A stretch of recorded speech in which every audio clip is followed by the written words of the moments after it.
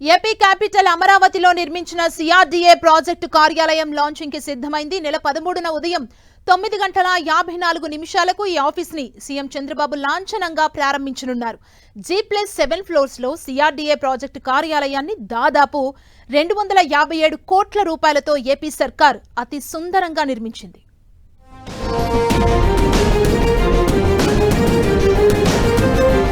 అడుగడుగున ఆధునిక నిర్మాణ శైలి, కళ్ళు చెదిరే ఇంటీరియర్స్, సిబ్బంది కోసం వర్క్ స్టేషన్లు, కార్పొరేట్ ఆఫీసులకు ఏమాత్రం తీసిపోని రీతిలో సిఆర్డీఏ ప్రధాన కార్యాలయం సరికొత్త హంగులతో రెడీ అయింది.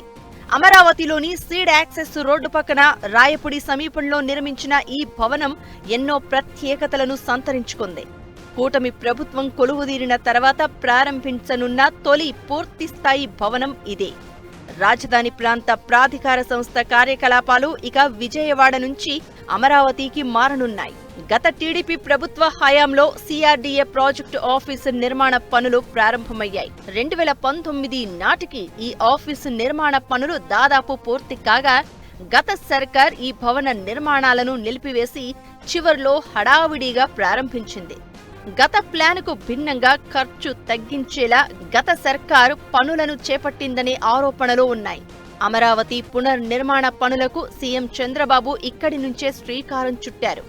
గత ఏడాది అక్టోబరులో ప్రాజెక్టు కార్యాలయం పనులకు భూమి పూజ చేసి లాంఛనంగా ప్రారంభించారు.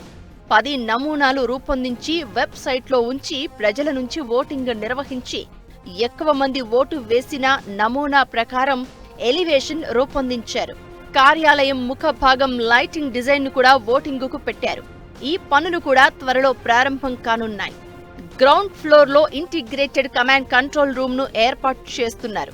నగర వ్యాప్తంగా వివిధ ప్రాంతాల్లో ఏర్పాటు చేసే సీసీ కెమెరాల ఫీడ్ ను ఈ కేంద్రానికి అనుసంధానం చేయనున్నారు.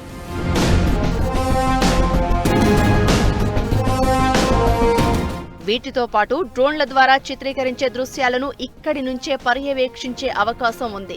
నిర్మాణ పనులు పూర్తయిన తర్వాత నగరంలో పారిశుద్ధ్యం, వరదలు, ట్రాఫిక్, భద్రత, వాతావరణం తదితర అవసరాల కోసం వినియోగిస్తారు. దీనికి అనుబంధంగా కాల్ సెంటర్ కూడా ఏర్పాటైంది. కమాండ్ కంట్రోల్ కేంద్రం పూర్తిగా సౌండ్ ప్రూఫ్ తో నిర్మించారు. అమరావతిలోని కీలక ప్రాంతాలు, భవనాలకు సంబంధించి సూక్ష్మ నమూనాలను ఎక్స్పీరియన్స్ సెంటర్లో ప్రదర్శనకు ఉంచుతారు. అమరావతి బృహత్ ప్రణాళికను ఈ కేంద్రంలోని నమూనాల ద్వారా ప్రత్యక్షంగా చూసి అనుభూతి చెందొచ్చు. సచివాలయం, high court, assembly, Raj Bhavan, CM నివాసం, ఉద్యానాలు, రహదారుల నెట్వర్క్, ఏపీ ఎన్ఆర్టీ భవనం, క్వాంటమ్ వ్యాలీ తదితర వాటి డిజైన్లను చూడొచ్చు. కార్యాలయం ముందు భాగంలో ఎత్తైన జాతీయ జెండా పోస్టును ఏర్పాటు చేశారు.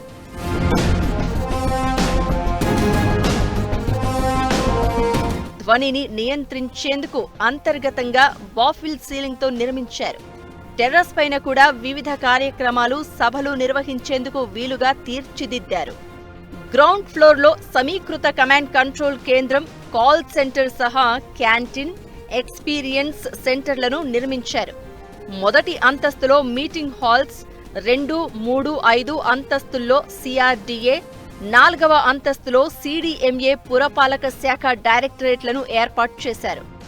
6వ అంతస్తులో అమరావతి డెవలప్మెంట్ కార్పొరేషన్ లిమిటెడ్, 7వ అంతస్తును పురపాలక శాఖ మంత్రి పేషి, పురపాలక శాఖ ముఖ్య కార్యదర్శి, ప్రజా ఆరోగ్య శాఖ, ఈఎన్సి, సిడిఈ, ఎస్డిఈ కార్యాలయాలకు కేటాయించారు.